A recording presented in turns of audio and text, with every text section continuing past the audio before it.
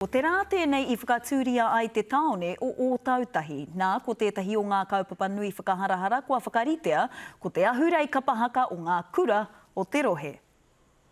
He whakaharatau te mahia e nei tai tamariki o te kura o Tuahiwi.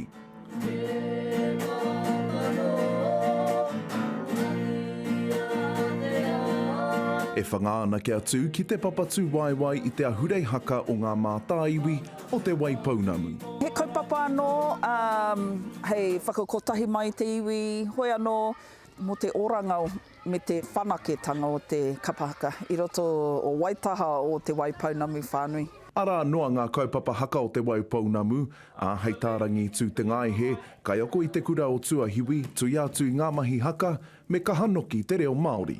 Ko ngā tino kaupapa o te neo ngāhui ko te reo Māori, kia kōrerotia te reo Māori, ko tātou mahi hākinakina, ko whiriwhiria ko te kiorahi tonu te hākinakina, hei hākinakina mo te neo ngā kaupapa.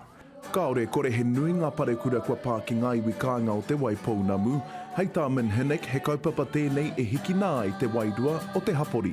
Nā era momo āhuatanga taua parekura nui, ngā ruwhenua I ngā taukoa pahure, koia hoki ahakoa he taone matua tēnei o tautahi.